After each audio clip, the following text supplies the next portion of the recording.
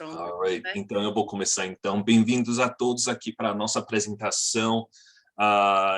Essa apresentação será feita somente em português, né, para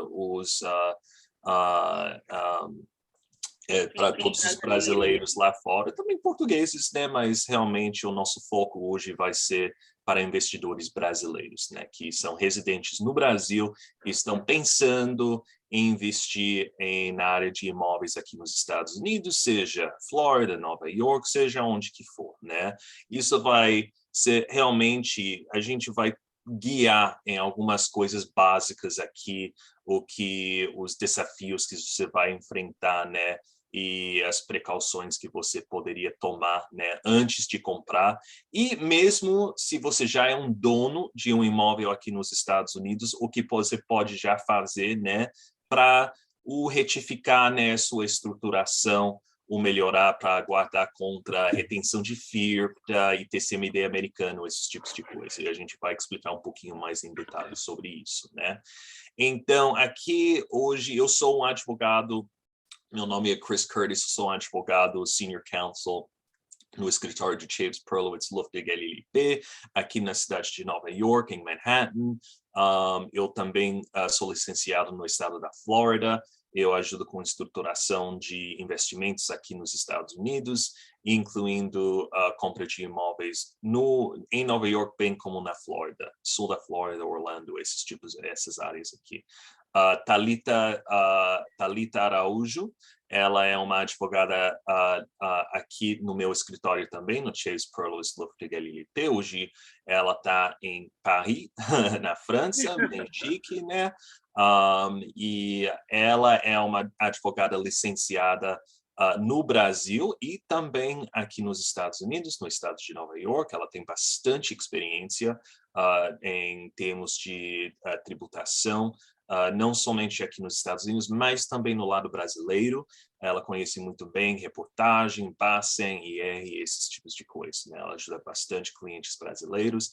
E a nossa convidada hoje, que é a Alexandra Rodrigues Martins. A Alexandra, ela é do escritório H&Co, né, baseado em Miami. Acho que a Alexandra está baseado aqui em Nova York.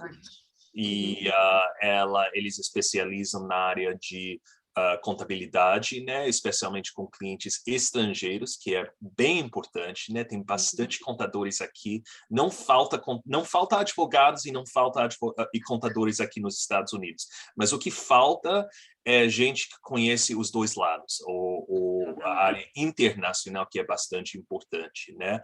E essa é uma área onde H&Co realmente eles sabem, né, muito bem como lidar com declarações, impostos e tudo isso para clientes internacionais, que é bastante importante, uma área de especialização bem importante também.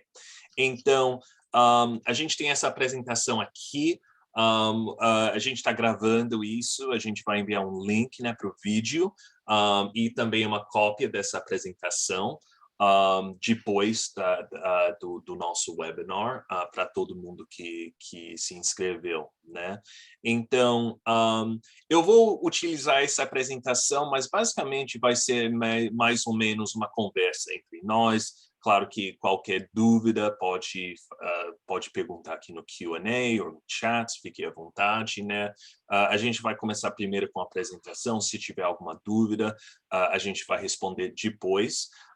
Tendo em vista que a Thalita está 5 horas para frente de nós, está na França, ela vai começar primeiro, né? E basicamente a especialização, como eu disse, da Thalita é na área de tributação lá no Brasil. Então, eu só queria, Thalita, se você poderia começar a conversa, né, em termos de o brasileiro, eles vêm comprar imóvel aqui nos Estados Unidos, né? O que é que eles precisam fazer lá no lado brasileiro, se eles são residentes fiscais lá no Brasil? Se você poderia responder. Eu vou começar aqui, então, basicamente, né, sempre que um cliente brasileiro, ele tem um interesse, né, tem o objetivo de investir em imóveis aqui fora, a primeira coisa que a gente se preocupa, na verdade, não é nem tanto o lado Brasil, é mais realmente a parte Estados Unidos, já que sempre que um estrangeiro, como um brasileiro, se ele deter esse imóvel aqui nos Estados Unidos e ele vier a falecer, ele vai estar sujeito ao ITCMD americano.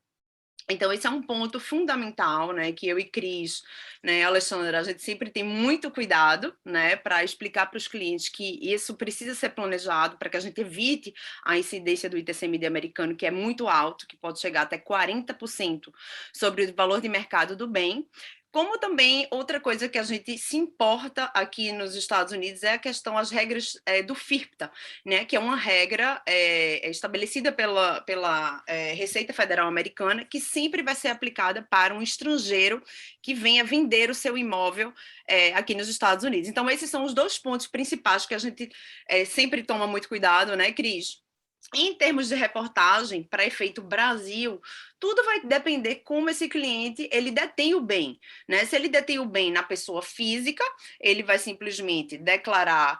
Normalmente a gente orienta os nossos clientes que eles façam essa declaração pelo valor da compra do imóvel, né? Sempre mantenham aquele valor histórico, não existe a necessidade de atualizar. Já para efeito Bacen, pelas regras do Bacen, do Manual do Banco Central do Brasil, é necessário a gente sempre colocar o valor de mercado. Mas, para efeito de imóvel, tem algumas distinções ali na declaração que o cliente pode optar, vai informar se existe alguma parcela a ser paga, enfim, existem algumas, né, Ale? É. Algumas diferençazinhas ali que pode ser, a reportagem pode ser de formas diferentes. Então, por exemplo, muitos clientes, né, eles detêm esse imóvel por esses dois pontos que eu mencionei agora, tanto State Tax como FIPTA, a gente normalmente tem uma estrutura interessante para o brasileiro que termina acomodando a maioria, evitando esses problemas que a gente mencionou agora. Então, muitos brasileiros, eles já têm um imóvel, né? Existe uma companhia offshore, a qual vai ser dona de uma companhia americana, a qual vai deter o imóvel. Então, essa é uma estrutura muito comum e que vai evitar tanto a incidência do ITCMD como do FIRPTA, né? Nessa dobradinha que a gente chama, da companhia estrangeira com a companhia americana, a qual irá deter o imóvel. Então, em termos de reportagem, como eu mencionei, se for pelas companhias, o cliente ele vai declarar as ações dessa companhia, né? Da holding, da companhia principal. Uhum. Se for pela companhia, ou ele deter o imóvel na pessoa física, ele vai declarar o valor do imóvel, né? De compra desse imóvel. Então, é basicamente isso. Em termos de, acho que Brasil, né?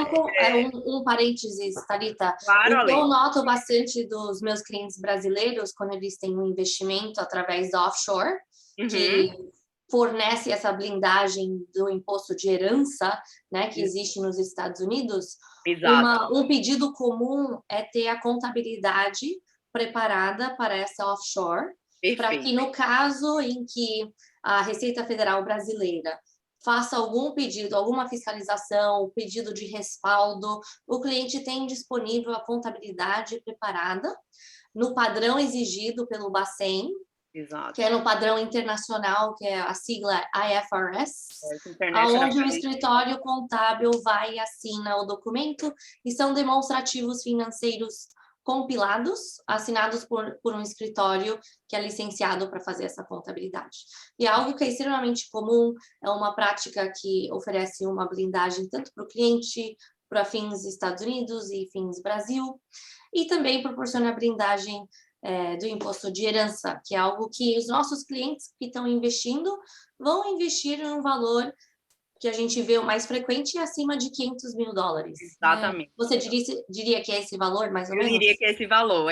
Normalmente, essa pergunta é muito comum, né? Que eu Uhum. recebo dos clientes. Ah, Thalita, qual o valor que vale a pena eu investir ou começar a companhia? Eu Uhum. sempre gosto de falar isso porque a gente tem que levar em consideração, óbvio, o custo de formação, custo de manutenção. Vai fazer sentido, né? Uhum. Esse investimento. E eu amei que você adicionou, né? Mencionou isso, Ale, porque essa é uma pergunta muito comum de clientes que falam: ah, mas olha só, eu sei que pela legislação de BVI eu não necessito ter um balanço. Verdade, né? O cliente ele pode manter os extratos mensais daquela compra. No entanto, eu, Thalita, como advogada, sempre oriento os meus clientes, faça o balanço, é fundamental você ter o balanço, inclusive, hoje em dia, para a gente fazer o Bacen, quem tem um valor acima de 1 milhão, que é obrigado a fazer o Bacen, você precisa do balanço, né? Porque Exato. são muitos detalhes ali que são solicitados hoje em dia, e eu, como advogada, eu gosto de fazer tendo um documento que eu possa me basear e me sentir segura, né? Porque eu não sou contadora.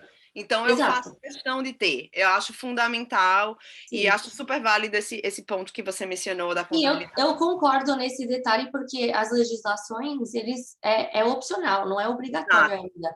Mas o contador no Brasil, que vai preparar o Bacen, alguém que talvez não esteja tão familiarizado com as regras no exterior, prefere ter um documento, ou advogado Brasil, um documento de comprovante, que nem você falou, de segurança para vocês, como profissionais.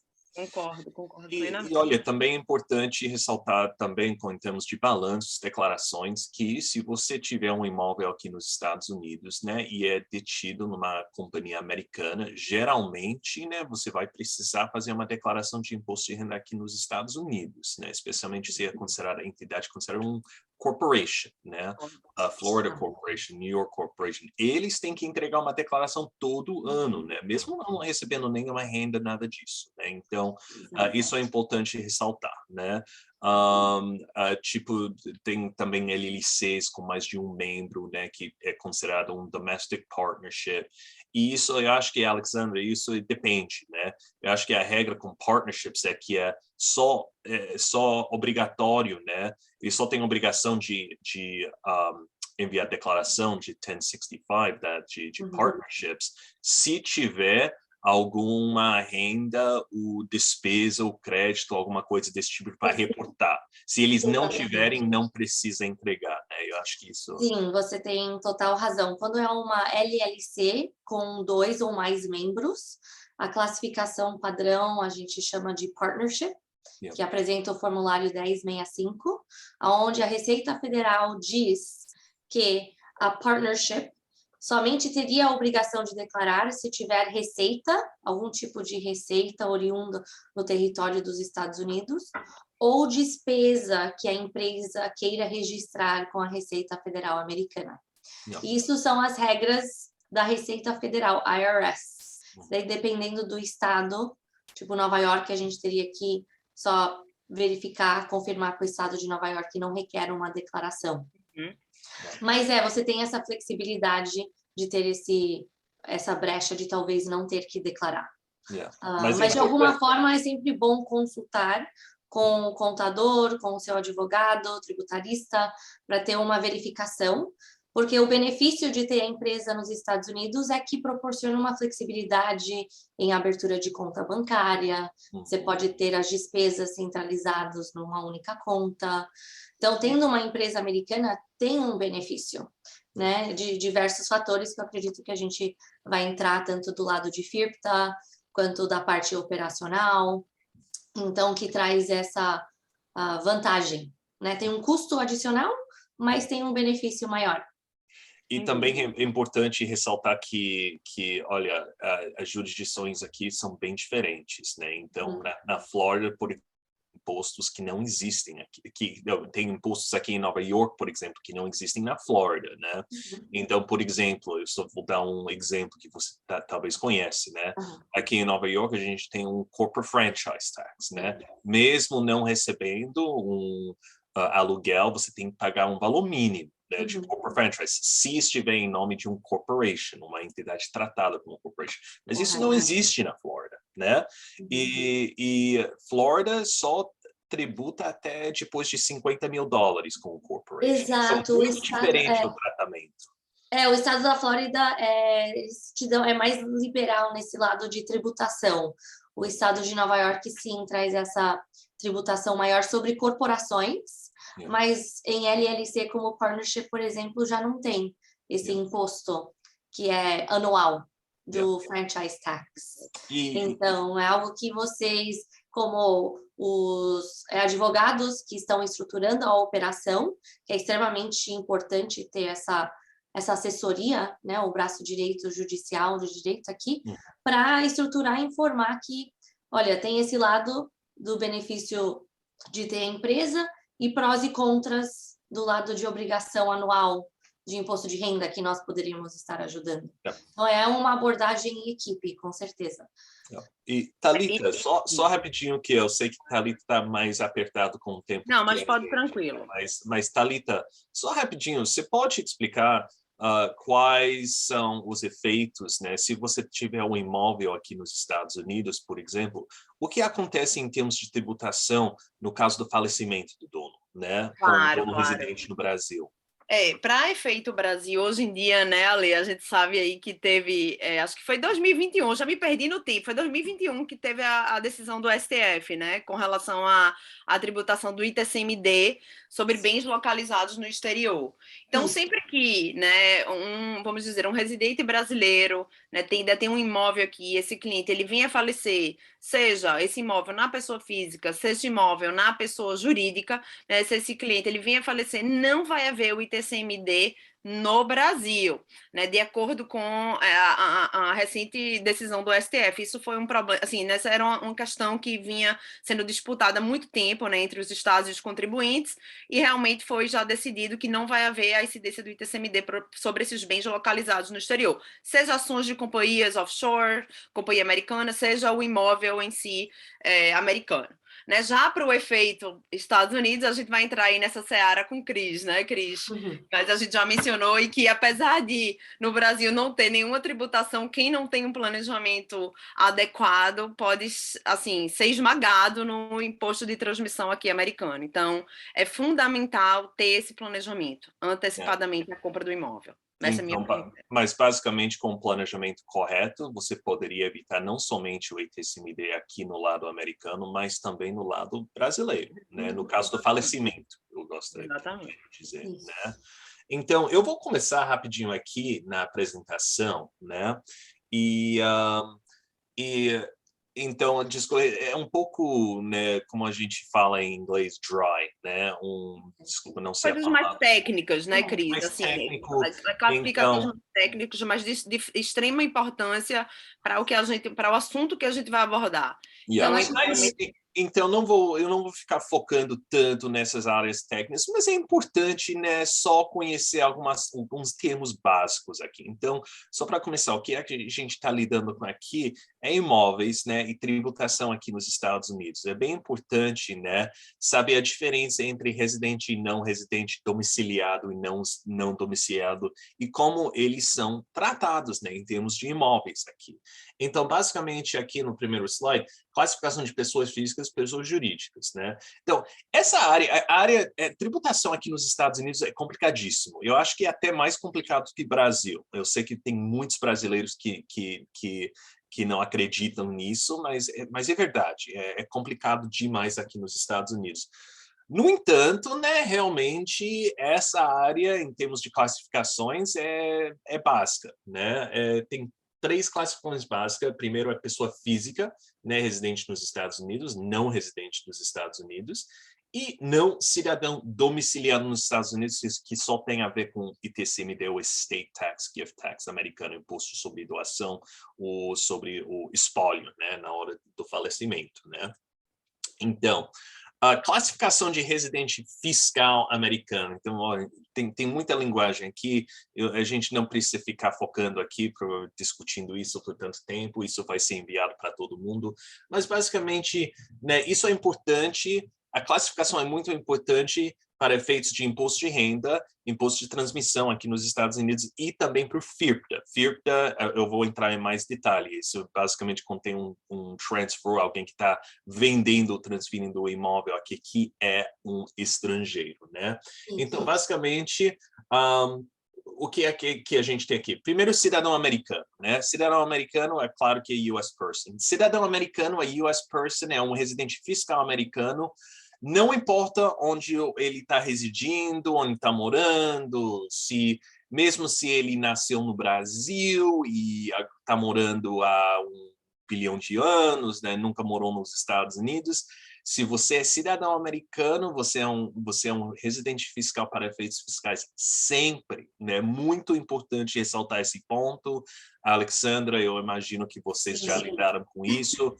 Pessoas ficam muito surpreendidas muitas vezes. A pessoa envia a declaração de imposto de renda? Sim, você precisa enviar mesmo, nunca morando aqui, se você é cidadão americano, né? Eu acredito que essa é uma das dúvidas que eu recebo diariamente de clientes com quem eu estou conversando, me inteirando da situação deles, você é contribuinte fiscal americano?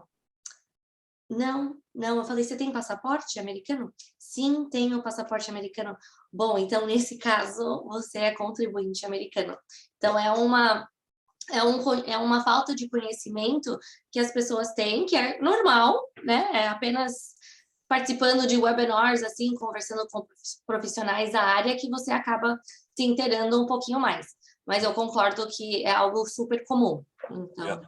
E eu acho que é importante ressaltar esse ponto também, que eu também lido com essa dúvida muitas vezes, né? Eu tenho clientes que chegam para mim, sou cidadão, mas o meu filho é cidadão, por exemplo, mas nunca morou nos Estados Unidos, então, precisa fazer declaração de imposto de renda de qualquer jeito.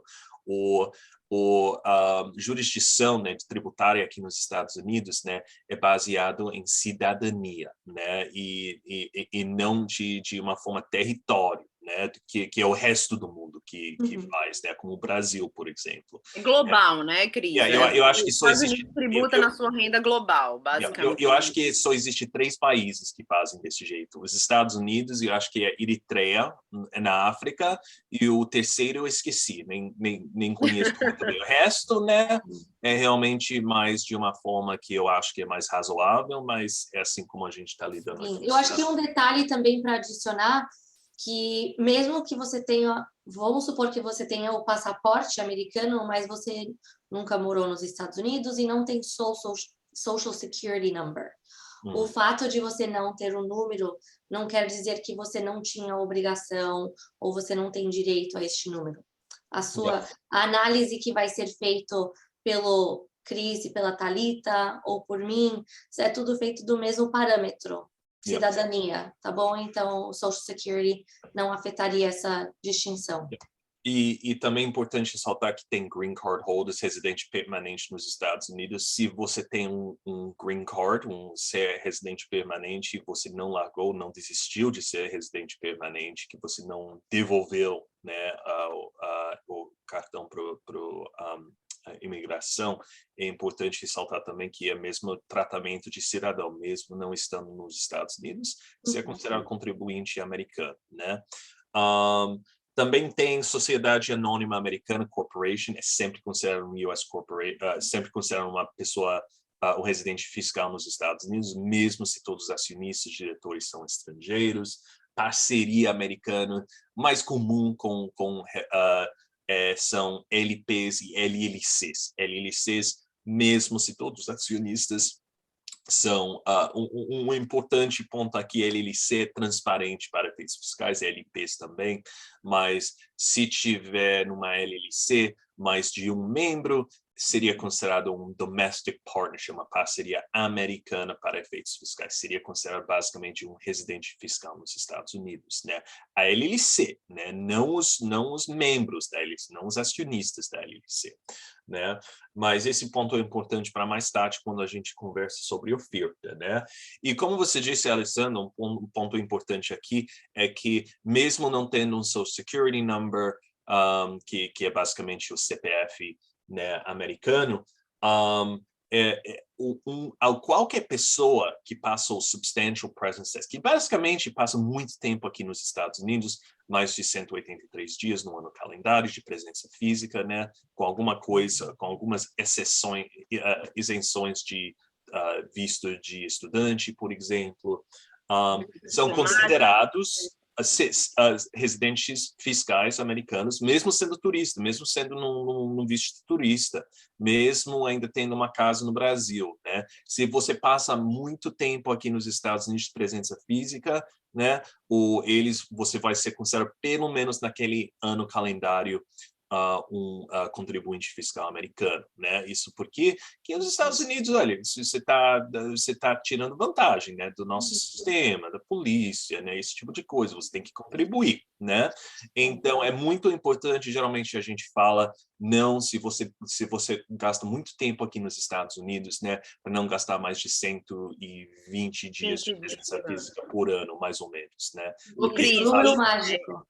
o que eu ia até mencionar, né, que assim, essa questão do Substantial Presence Test, né, que é o teste de presença substancial, vamos dizer assim, traduzindo literalmente para o português, né, é importante porque o que a gente nota, às vezes, até muitos clientes que exatamente fazem esse tipo de investimento, compram um imóvel, aí vem para de férias, aí quer ficar um mês, aí depois vem e fica mais um mês e pouquinho, e aí quando vê, né, ao longo dos anos, ele tem que ter muito cuidado para não passar nesse teste. Então, por isso que, assim, a gente fala 183 dias no ano calendário. No entanto, existe um teste aqui, uma fórmula. É uma fórmula, né? Exatamente, que não vai só analisar o primeiro ano que você está, vai analisar os últimos os 3 anos, né? Acho que são 3 anos no total. Exato. Então, olha, você não vai receber uma carta da Receita Americana, você não vai receber nada, você é considerado, é presumido que você conhece essas regras, né? Então, pode causar problemas no futuro, se você for querer, por exemplo, migrar para os Estados Unidos, que você tem que declarar que você não pagou todos os impostos, você não está devendo nenhum tipo de declaração, esse tipo de coisa, né? Então, Cris, o que eu diria que um conhecimento que as pessoas não sabem, os nossos clientes, que vem aqui, existe a imigração, que é um órgão, e daí existe o outro órgão, que é a Receita Federal Americana, que é o IRS. Então, mesmo que o seu visto de turista seja carimbado e te dá autorização de ficar 6 meses, tudo bem, beleza. A outra parte é, mas quanto tempo que eu posso permanecer aqui para ser não residente para fins de imposto de renda? Então, é uma conciliação das duas informações, onde a gente tem, tipo, eu tenho disponível uma planilha que você pode manter um controle das datas de entradas e saídas todo ano, para você ter certeza, é uma maneira de você ter uma segurança de que você não vai extrapolar esses dias. Que é importante. E é importante saber que se você vai comprar um imóvel, talvez você vai ficar pensando em gastar muito tempo aqui, passar muito tempo. Não, cuidado com isso, porque se você cai nessas regras, né, e passa um teste, né? Teste que você realmente não quer passar, né? Você vai ser considerado contribuinte, você vai ser fiscalizado sobre todos os seus bens, patrimônio, qualquer parte do mundo. Isso vai gerar dor de cabeça enorme aqui nos Estados Unidos, talvez imposto enorme aqui. Então, por favor, fique em cima disso. Evite. O ideal é sempre ser não residente. É a maneira que você consegue não ter a obrigação de tributar sobre os seus bens globais para os Estados Unidos, mas você ainda consegue permanecer bastante tempo, né? Qual é o número mágico, Cris? E olha, 120 dias, no máximo, resumindo. 120 dias por ano, não passem disso. Acabou. A gente tem que colocar um alerta aqui na nossa página, 120. E também não importa se você está declarando no Brasil, se você é considerado... Não importa, né? Eles, ok, você é residente fiscal nos 2 países, então. Isso que eu já tinha muitos clientes brasileiros que estavam morando na Flórida, pensando, mas eu estou fazendo a declaração de imposto de renda lá no Brasil, né? Então não preciso fazer nada aqui. Não. Os estados de têm as suas próprias regras e ele não importa, ele não se liga que você está fazendo fora do país, né? Então... Eu diria, assim, só como um parênteses nesses 120 dias, seria o pessoal perguntar, Lê, como que o IRS sabe? Como que as pessoas sabem? Então, existe um sistema chamado I-94, que é um registro, um banco de dados público, tá? Que qualquer pessoa pode acessar. Você vai no Google, digita I-94, você insere os dados do seu passaporte e você consegue fazer um levantamento do registro que a Homeland Security tem das suas entradas e saídas. Então, essa é a maneira que a gente consegue puxar essas informações. Então, é só para dizer que existe esse sistema, tá? Era só um parênteses. E, Alessandra, uma questão que eu recebo muito dos clientes, né? Eles ultrapassam nesses dias de presença física. Eles, ai meu Deus, agora eu tenho esse dor de cabeça. E sempre surge essa dúvida, né? E se eu não for fazer? Se eles vão me pegar, né? E olha, primeira coisa que eu quero falar com isso, sou advogada, a gente tem que cumprir a lei. Ponto final. Tem que cumprir a lei, você tem que fazer a declaração. Mas vamos supor que você não entrega a declaração, você ultrapassa, né, sem querer, né? E o que acontece? Bom, a gente não sabe, né? A gente não sabe. É uma aposta. É uma aposta que você está fazendo. Eles poderiam, talvez nada vai acontecer. A probabilidade que nada vai acontecer. No entanto, né, existe os dados lá, tudo é registrado hoje em dia. Não era como 30 anos, 20, 30 anos atrás, né, 40 anos atrás, né? Agora tudo é registrado no computador. Sim. E eles podem acessar esses dados se eles quiserem, né? Claro. E você estaria com muitos problemas, né, no futuro. E sem levar em consideração, né, Cris, multas. Você não quer entrar nessa seara. Isso é considerado a lei é considerada que é de uma forma não vou dizer voluntária, né? Mas basicamente você tem a sua obrigação, né? Como contribuinte, para declarar, você é presumido de conhecer todas as leis. Igual lá no Brasil, né? Se você não faz, eles não te pegam, tá bom, mas se eles te pegam, você vai pagar caro, né? Você vai pagar multas enormes. Eu diria que a grande diferença dos Estados Unidos para o Brasil seria que o governo americano não está desconfiando, não tem essa desconfiança já inicial. Então, é algo que é tudo no sistema de honra. Eu tenho sistemas, tipo banco de dados, que eu posso puxar as informações. Eu sei que eu passei o número de dias, portanto, eu vou voluntariamente apresentar as declarações para eu não sofrer nenhum tipo, me expor a multas e penalidades, que são muito maiores no caso em que você não apresente e quiser apostar no fato de que você não seria fiscalizado. Mas como contador, eu aposto que é o mesmo cenário como advogado, nós não podemos te orientar a não declarar. Então, a nossa responsabilidade é informá-lo, de preferência antecipadamente, dessas regrinhas para você estar ciente e poder tomar as suas próprias decisões. Exatamente. Caso você tenha ultrapassado, a gente pode encontrar a melhor maneira de você apresentar a sua declaração, tá? E se expor ao menos risco. Então, aqui é apoio geral. Nessa... E é sempre melhor tentar, não evitar, mas mesmo se já tiver um problema, né, de enfrentar esse problema, né, e falar com um profissional, porque pelo menos sempre olha, nunca é tão mal assim, nunca é tão mal. Todo mundo sempre pensa que é o pior pesadelo na vida deles, mas no final do dia, depois de levantar todas as contas e tudo isso, balanço, né, declarações de imposto de renda, não é tão mal assim, tá bom? É só para aquele ano no calendário, ponto final, acabou, né? Então, vamos lá, vamos continuar, porque precisamos falar, né, sobre imóveis, né? Sobre imóveis. Então, o próximo slide aqui é domicílio americano, né? Domicílio é basicamente, você tem residente fiscal, né, em termos de imposto de renda, isso é realmente um cálculo bem objetivo, né? Você passa um certo número de dias. Agora a gente tem o outro lado, que é domicílio americano. Por que isso é importante? Porque domicílio americano afeta a sua isenção aqui nos Estados Unidos em termos de tributação de ITCMD. Né? E TCMD aqui nos Estados Unidos, a gente tem um nível federal e a gente poderia até ter um nível estadual de TCMD cobrado. Né? O maior cobrante é do nível federal, de até 40%, né? De alíquota de 40%. Mas, no entanto, existem isenções, né, de TCMD americano. Né? Se você é considerado se você é cidadão americano, né? Se você não é cidadão americano, incluindo residentes permanentes, né? Mas você é considerado domiciliado aqui nos Estados Unidos, você tem uma isenção, cada pessoa tem uma isenção de atualmente 12 milhões de dólares. Então, com qualquer valor até 12 milhões de dólares não seria tributado, né, em termos de ITCMD americano. Qualquer valor acima de 12 milhões de dólares vai ser tributado com uma alíquota de 40% de valor de mercado no bem. Então, por que domicílio é tão importante? Porque se você não é cidadão, não domiciliado aqui, a maioria dos nossos clientes são assim, eles são residentes lá no Brasil, né?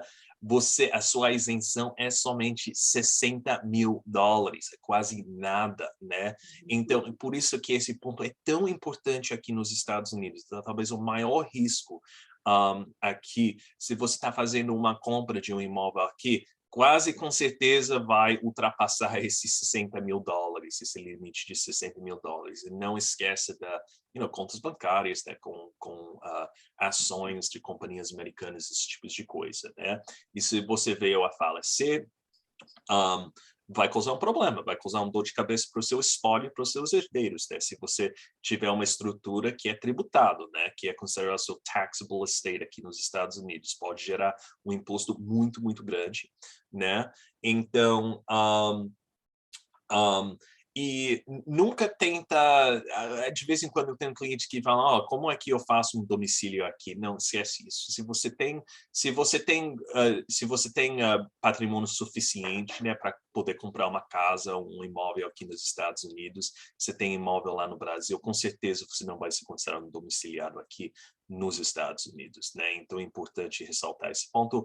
Outro ponto importante, mesmo se você for um residente, um green card holder, né, um residente permanente aqui nos Estados Unidos, isso não significa que você é domiciliado aqui. Tem muitos residentes permanentes que resolvem desistir da sua residência aqui nos Estados Unidos, ou eles voltam para o Brasil para vários anos, né, mesmo que eles deveriam ficar aqui nos Estados Unidos de uma forma permanente, eles saem do país, né, e eles falecem, né, mesmo ainda com green card. A Receita Americana podem considerar eles como domiciliados num outro país, né, no Brasil, por exemplo, né, porque é subjetivo que qual foi a sua intenção, né, no momento do seu falecimento, né, e então isso realmente não é dispositivo, o green card, né, é um fato muito importante se você continua tendo o seu lar aqui nos Estados Unidos, né, mas é importante ressaltar que essa isenção de 12 milhões de dólares não é garantido para residentes permanentes, é somente para cidadãos americanos, né? Aí, vamos continuar, então. Eu já falei sobre isso. Então, outro ponto importante ressaltar, então, se você tem uma isenção de esse 12 milhões de dólares, ótimo, maravilha. Agora você tem uma isenção enorme, né? Mas qual é o ponto negativo? Agora, seu patrimônio mundial, em qualquer parte do mundo, será tributado, fará parte do seu taxable estate aqui nos Estados Unidos. Tudo vai ter que entrar, né? Então, se ultrapasse 12 milhões de dólares, não seja onde que for no mundo inteiro, né? Você vai ficar pagando o imposto de ITCMD americano de até 40%, né? Se o seu limite é somente 60 mil, porque você não é cidadão, não domiciliado, sim, 60 mil é muito baixo, mas ao mesmo tempo você é só tributado nos seus US-Citus assets, nos seus bens americanos, que é uma definição muito técnica, mas vale ressaltar aqui que imóvel americano, né, considerado um US-Citus asset, também shares de uma companhia americana, né, ações de uma companhia americana, também co-op shares, apartamentos aqui em Nova York são considerados bens sujeito à tributação da ITCMD. Por isso que é importante fazer algum tipo de estruturação para esse bem, né? Então, uma coisa aqui, então, esse próximo slide aqui, eu só coloquei aqui para mostrar, então, e Alessandra, também você sabe isso, né, que em termos de, a gente tem vários tipos de estruturas, né, e você pode colocar numa entidade, por exemplo, para evitar o risco, offshore, companhia offshore, por exemplo, né, esse tipo de coisa, mas tem as vantagens e desvantagens, né, então não basta dizer. A gente tem muitos clientes que vêm para nós dizendo, eu tenho um amigo, né, que comprou em BVI, numa companhia BVI, eu vou fazer a mesma coisa, mas não sempre é sempre tem que olhar nos objetivos, né, as consequências, né, e sempre não faz muito sentido, né, porque corporations aqui, por exemplo, têm dupla tributação, que não existe no Brasil, né, essa questão de dupla tributação. Branch profit tax, esse tipo de coisa. Então, isso eu só queria mencionar rapidinho, é um equilíbrio, né? A gente tem que olhar os dois lados. Olha, você está diminuindo o risco de ITCMD americano, mas ao mesmo tempo você talvez está aumentando o risco não o risco, mas as alíquotas, né, de imposto de renda aqui nos Estados Unidos, né, em termos de aluguel, né, recebimentos de aluguel na venda, ganho de capital, né, e não só isso, também existe custos, né, em termos de manutenção de estruturas, esse tipo de coisas. Então, muitas coisas fatores que tem que... Concordo 100%, Cris, que são prós e contras em toda a estrutura. Nenhuma estrutura é 100% melhor que a outra. É cinza. E tem gente que fala, mas Ale, qual estrutura que eu deveria implementar? Falou, olha, eu posso te explicar todos os prós e contras de cada estrutura, no nível de detalhe, para você ter o conhecimento. Mas você que precisa determinar qual estrutura se encaixa melhor para os seus objetivos. E é 100% correto, Cris. É difícil. Mas os prós de algumas estruturas valem mais em certas situações. Então, quais são algumas estruturas comuns que a gente geralmente utiliza, né? Bom, primeiro, aqui no slide, realmente não é uma estrutura, é colocando em seu nome pessoa física, né? Qual é a vantagem disso? Você não tem que pagar nada, não existe estrutura, né? Não existe custos, nada disso. Geralmente, você recebe as melhores alíquotas, né, em termos de imposto de renda aqui nos Estados Unidos.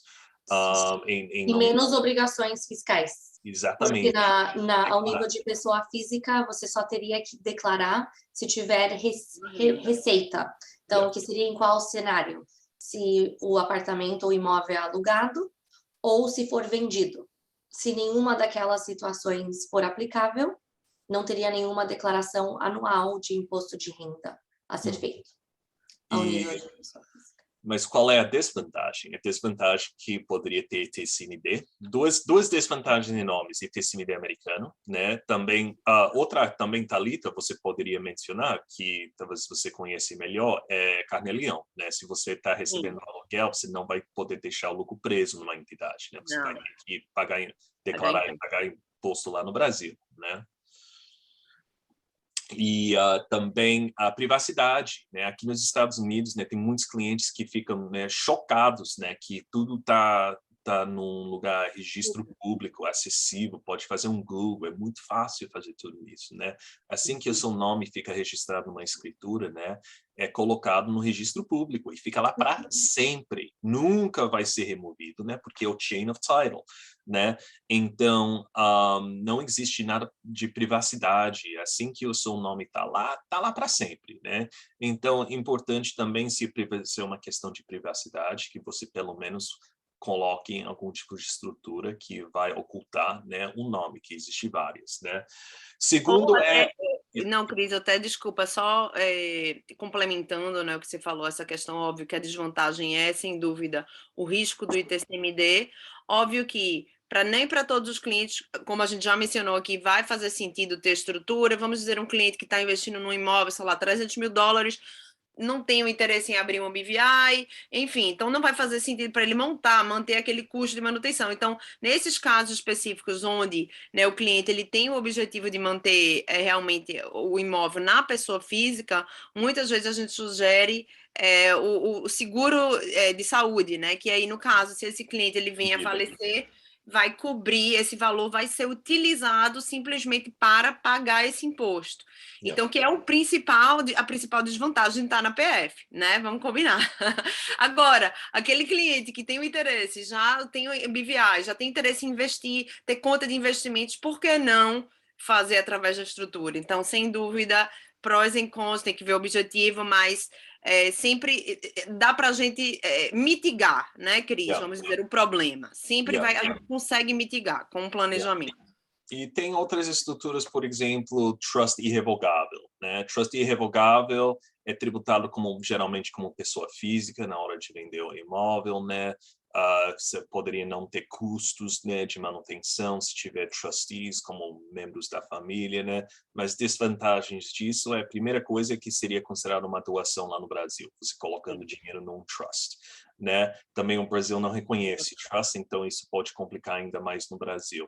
Segundo ponto negativo, quem está contribuindo não pode ter controle sobre os ativos dentro do trust, né? Então, equilíbrio aqui, né? Então, você vai Muitos lidar com clientes não esse gostam, né, Cris, de perder o eles não controle, gostam. Quem quer né? seu dinheiro, É você manter o quer. controle total da estrutura. Então, não, Olha, tem jeitos que a gente poderia fazer para colocar vários termos no trust, para deixar algum certo nível de controles, mas geralmente para evitar o risco de FSMD, não pode ter esse controle, né? E o outro é manter em nome de um corporation estrangeira, né? Companhia estrangeira, tipo BVI Company, offshore, esse tipo de coisa. Mas a desvantagem disso são duas. Você vai ter a FIRPTA, retenção de 15%, que eu vou discutir rapidinho, porque a gente está quase acabando com o nosso tempo aqui. E também outra forma de offshore, junto com uma entidade doméstica, tipo um Florida Corporation, New York Corporation, né, que é cujo dono é subsidiário de um offshore. Qual é a vantagem disso? Você não tem, você evita o ITCMD, porque você não é o dono das ações da companhia americana, né? Você é o dono de ações de uma companhia estrangeira, né? E ao mesmo tempo, a companhia doméstica, né, é considerada uma US person, um residente fiscal nos Estados Unidos, evita o 15% de retenção de FIRPTA na hora de vender, e não só isso, só pague um nível de tributação corporativa, já é 21% hoje em dia, e faz a liquidação, você evita essa dupla tributação. Então, isso pode ser muito vantajoso, especialmente, tem custos, claro, tem custos de manutenção da companhia e tudo isso, tem que fazer balanços, tem que entregar declarações de imposto de renda, mas, ao mesmo tempo, isso geralmente é mais vantajoso para aqueles imóveis mais caros, 1, 2, 3 milhões de dólares, né?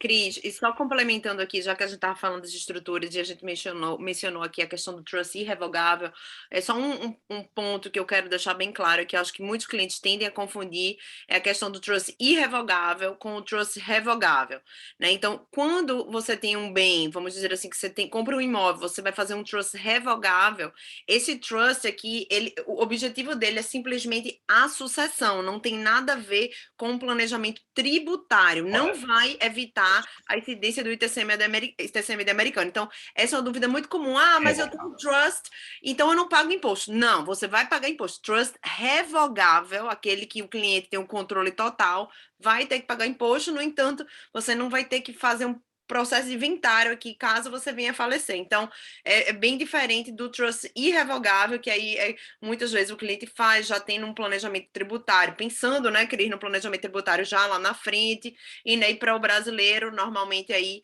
existe a questão do ITCMD no Brasil. Então, é uma balança, né, prós e cons. Fazer a doação em vida ou a doação vai herdar aquele bem e não vai ter o ITCMD, pelo menos por enquanto. Então, algo que precisa ser planejado.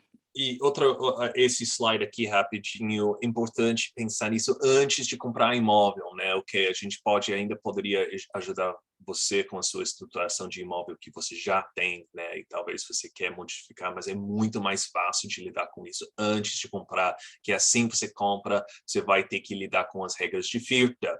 Regras de FIRPTA, basicamente, são quando existe alguém transferindo que é um imóvel, um interesse no imóvel americano, que é estrangeiro, né? Assim que você já é o dono, é complicadíssimo. Geralmente, quando você está querendo, por exemplo, transferir para uma entidade estrangeira para evitar ITCMD americano, né? Você vai ter que realizar ganhos, né?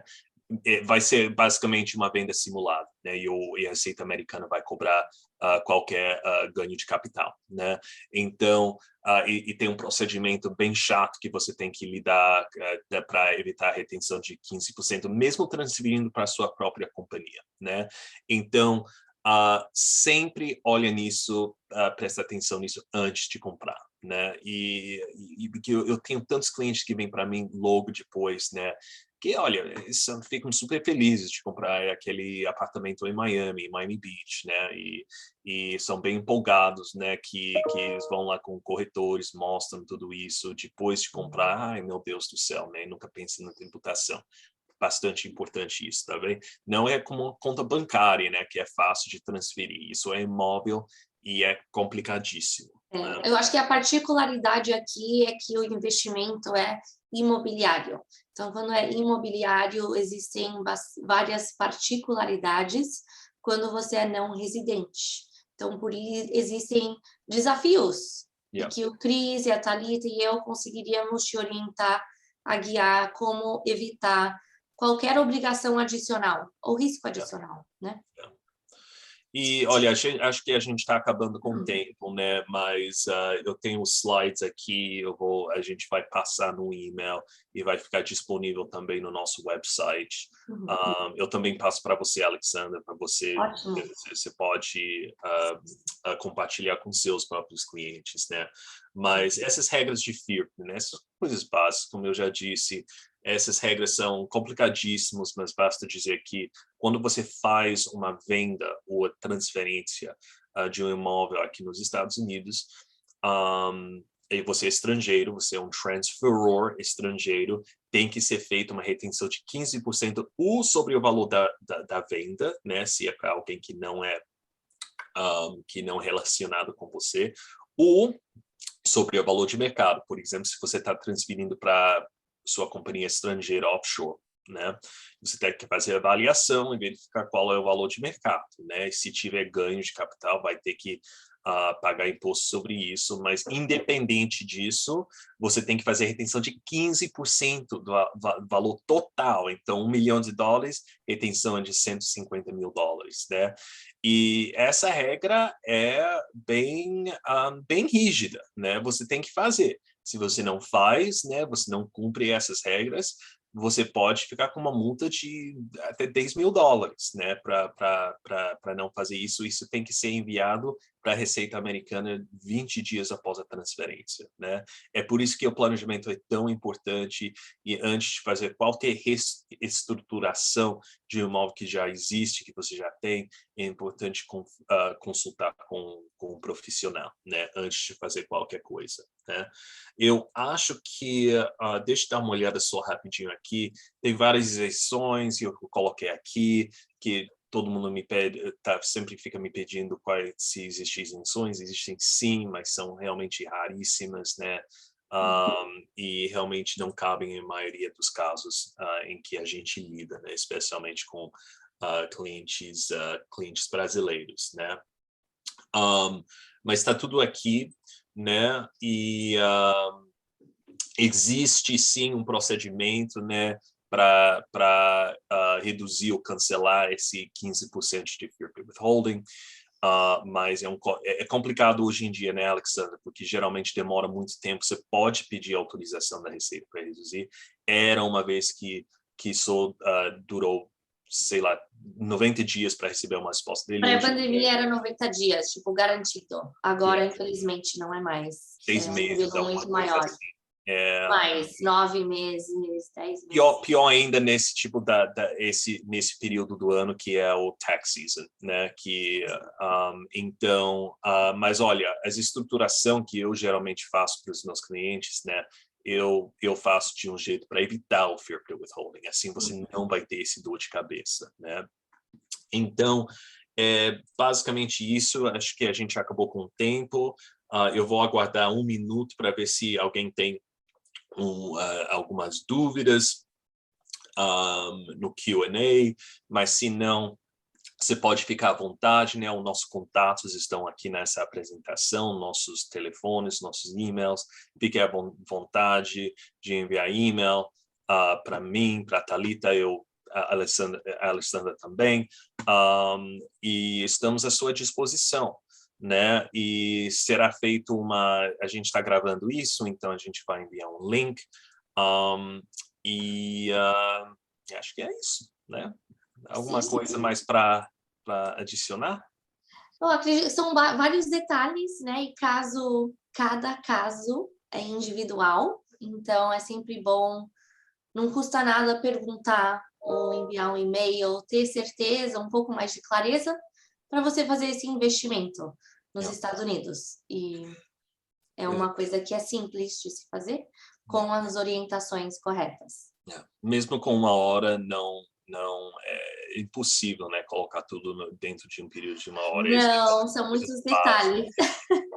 Então, mas qualquer dúvida, entre em contato conosco, né? A gente sempre está à sua disposição. Okay? As ordens por aqui. All right. Obrigado, Alexandra. Tá bom. Obrigada pelo convite, foi um prazer. Não, foi um prazer e eu vou parar aqui a gravação. Obrigado para todos para estar aqui conosco hoje de manhã, tá bom? Tchau, tchau. Bom dia, tchau, tchau.